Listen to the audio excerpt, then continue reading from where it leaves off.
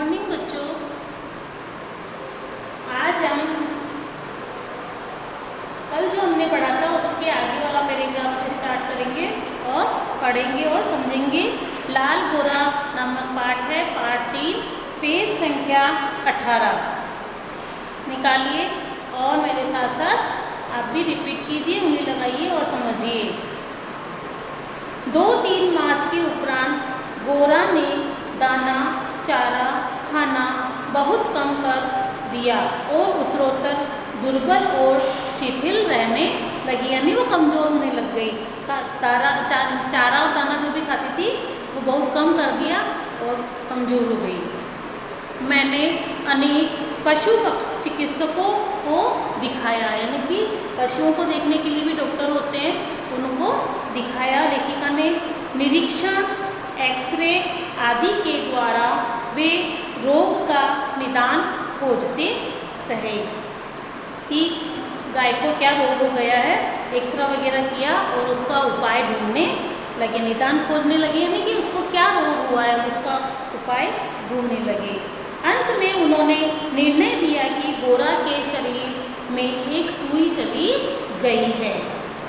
X ray से पता चला अंदर के अंदर क्या है, तो उसमें पता चला कि एक अंदर उसके शरीर में एक सुई चली गई है खाने से, जो उसके रक्त संचार के साथ हृदय तक पहुंच गई है। यानी जैसे जैसे उसका रक्त यानी खून, जैसे जैसे खून का प्रवाह हुआ अंदर शरीर में, रोटेशन होता है ना खून का, तो उसके साथ में सुई भी चली गई, जो उसके रक्त संचार के साथ हृदय तक पहुंच गई। हृदय यानी दिल।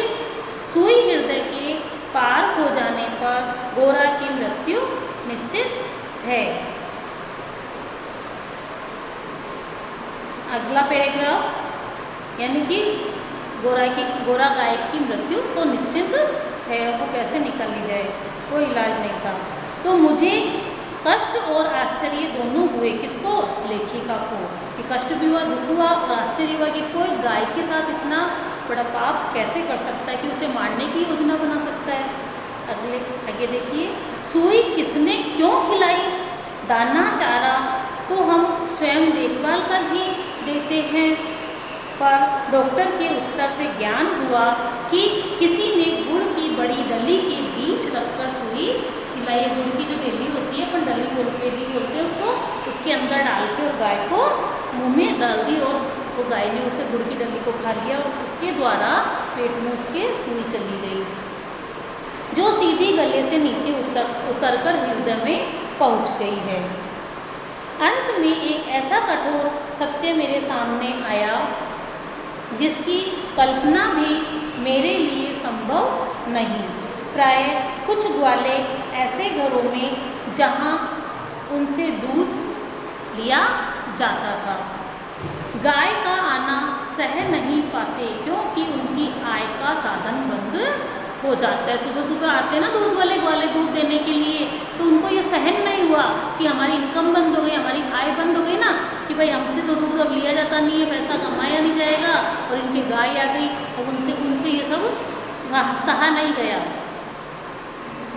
अक्सर मिलते ही वे गुड़ में सुई लपेटकर उसे खिलाकर उसकी मृत्यु निश्चिंत कर देते हैं। ऐसा वो अक्सर ऐसा ही करते हैं, जिसके दूध बंद हो जाता है, लेना आय का साधन बंद हो जाता है, वो ऐसा ही करते हैं। जिनकी गाय होती है, किसी न किसी बहाने से वो जाकर के उनको गुड़ के साथ में सुई डाल के और खिला देते हैं, किसी को पता तक नहीं चलने देते, वो ऐसा काम करते हैं।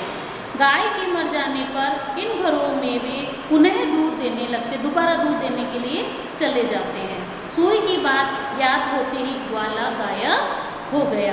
अब जैसे ही पता चला ना कि जो ग्वाला हमारे यहाँ दूध देने आता था, उसी ही ग्वाले ने ये काम किया कि हमारी गाय को गुड़ के साथ में सुई खिला दी। तो जब पता चला लेखिका को, तो जब पता चला तब तक तो वो ग्वाला वहाँ से गायब हो चुका था। दिन प्रतिदिन गोरा की दशा शोचनीय होती गई, यानी कि विचार करने की योग्य हो गई कि अब क्या किया जाए, गाय को कैसे बचाया जाए। लेखिका बार बार सोचती कि क्या किया जाए। वह याद करके आज भी मन सिहर उठता है। लेखिका को जब जब ये बातें याद आती है तो मन एकदम सिहर उठता है। डॉक्टरों ने कहा गाय को सेब का रस पिलाया जाए। तो सुई पर कैल्शियम जमने से उसके जुगने की संभावना कम हो जाती है। सुई पर कैल्शियम जब जम जाएगी तो वो अंदर कम चुभेगी। गोरा को कई कई सेवों का रस पिलाया जाता। ताकत के लिए इंजेक्शन दिए जाते। वह मोटे इंजेक्शन भी शल्य क्रिया के सामने दुखदायी होते। इंजेक्शन लगाते तो कितना कष्ट होता है ना, फिर भी देखो लेखिका ने उसको कई किलो उन्होंने सेव का जूस पिलाया कि कैसे तैसे गोरा गाय ठीक हो जाए, उसे कष्ट न पहुँचे। अगला पैराग्राफ। अब गोरा उठ भी नहीं पाती थी। पास बैठने पर वह अपना मुंह मेरे कंधे पर रख देती थी। बेचारे लाल मणि को तो अपनी माँ की व्याधि और आसन्न मुक्त का बोध नहीं था। यानी कि लाल मणि को तो पता भी नहीं था कि मेरी माँ बीमार है और वो जाने मृत्यु होने वाली है। मजबूरीवश उसे दूसरी गाय का दूध पिलाया जाता था जो उसे रुचता नहीं था, यानी अच्छा नहीं लगता था। वह अपनी माँ का दूध पीना चाहता था, अपनी माँ का सानिध्य चाहता था, यानी कि पास में रहना चाहता था, माँ का स्पर्श करके वो दूध पीना चाहता था। लेकिन अब संभव नहीं था क्योंकि वो बीमार थी। वह गोरा के पास पहुंचकर उसे सिर मार मार कर उठाना चाहता था या खेलने के लिए उसके चारों ओर उछल कूद कर परिक्रमा करता रहता था। यानी कि वो जब गाय बीमार थी तो वो सोती रहती नीचे ज़मीन पर और वह उसे बार बार मार मार कर उठाना चाहता कि माँ उठ मेरे साथ में खेल, क्योंकि बछड़ा माँ के साथ में खेलता कूदता ना, उछल कूद करता रहता है इधर से उधर, उधर से इधर, उधर से उधर। तो वह भी यही चाहता था कि मेरी माँ मेरे साथ में खेले।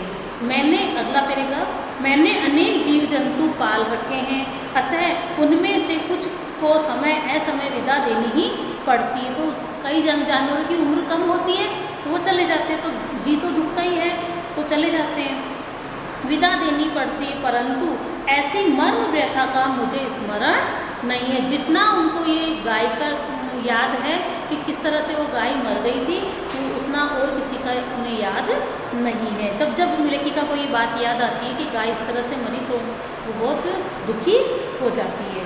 इतनी हष्ट पुष्ट सुंदर दूध सी उज्जवल पयस्विनी गाय, इतने पयस्विनी अच्छा दूध देने वाली और सुंदर चंचल वत्स को छोड़कर किसी भी क्षण निर्जीव और निश्चेष्ट हो जाएगी, ये सोचकर ही आंसू आ जाते थे कि एक बच्चे को गाय, दूध देने वाली, भरपूर दूध देने वाली गाय एक अपने छोटे से सुंदर से बच्चे को छोड़ करके वो जाने वाली है। यानी कि उसकी अब कोई इच्छा नहीं रही, उसे पता है कि मेरी मृत्यु तो निश्चिंत है और वो निश्चेष्ट यानी कोई इच्छा न होना और वो चली जाएगी और मरने वाली है। लखनऊ, कानपुर आदि नगरों से भी पशु विशेषज्ञ को बुलाया, गाय को ठीक करने के लिए, इलाज करवाने के लिए बाहर से भी डॉक्टरों को बुलाया, पशु चिकित्सकों को बुलाया। स्थानीय पशु चिकित्सक तो दिन में 2-3 बार आते रहे, परंतु कहीं से कोई आशा की किरण दिखाई नहीं दी। गोरा की सुंदर चमकीली आंखें निष्प्रभ हो चली, यानी कि उसकी कोई इच्छा नहीं थी कि बस अब मुझे जाना है। उसे ऐसे लगा था कि मुझे कुछ दिखाई नहीं दे रहा है, मेरे साथ में अब कुछ होने वाला नहीं है। और सेम का रस भी कंठ से रुकने लगा था। जो लेखिका उसे सेम का रस पिलवा रही थी वो भी उसके गले में रुक रहा था और बेचैनी और बढ़ गई, क्योंकि अब उसका अंत समय निकट था, इसलिए वो गाय का जूस रस भी नहीं पी पा रही थी। अब मेरी एक ही इच्छा थी कि उसके अंत समय में मैं उसके पास उपस्थित रह सकूं। दिन में ही नहीं, रात में भी मैं कई बार उठकर उसे देखने जाती। लेखिका का दिमाग और मन दोनों उधर ही जाता था कि मेरी जो गोरा गाय है उसे कहीं कुछ हो ना जावे किसी भी समय। तो बार बार उठकर, जिस प्रकार एक माँ अपने बच्चे को बार बार रात में उठ के देखती है, संभाल करती है उसकी, उसी प्रकार वह लेखिका भी गाय के पास बार बार उठ करके जाती और उसे देखती। अंत में एक दिन प्रातःकाल 4 बजे जब मैं गोरा को देखने गई तब जैसे ही उसने अपना मुख सदा के लिए समान मेरे कंधे पर रखा, वैसे ही वह एकदम पत्थर जैसा भारी हो गया और मेरी बाह पर से सरक कर धरती पर आ गिरा, यानी कि उसकी मृत्यु हो गई। कदाचित सुई ने हृदय को भेद कर बंद कर दिया, सुई से वो चली गई, गाय नहीं बची अब। गौरांगिनी को ले जाते समय मानो करुणा का समुद्र उमड़ पड़ा, यानी कि लेखिका की आंखों में आंसू आ गए और वो बहुत दुखी हो गई। परंतु लालमणि इसे भी खेल समझ उछलता कूदता रहा। लालमणि उसका बच्चा, वो उसे पता नहीं था कि मेरी माँ की मृत्यु हो चुकी है, लेकिन वो तो खेलता और उछलता कूदता रहा।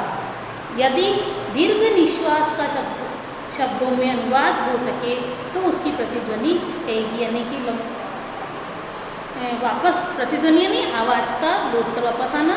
आ है मेरा गोपालक देश की लेखिका कह रही है, अरे देखो मेरे गायों, गोपालक देश यानी गायों को पालने वाला देश, कृषि प्रधान देश है भारत और गायों को पालने वाला देश है। तो लेखिका कह रही है, आह मेरा गोपालक देश, जिस देश में इस तरह से गायों को मारा जाएगा तो देश का क्या होगा।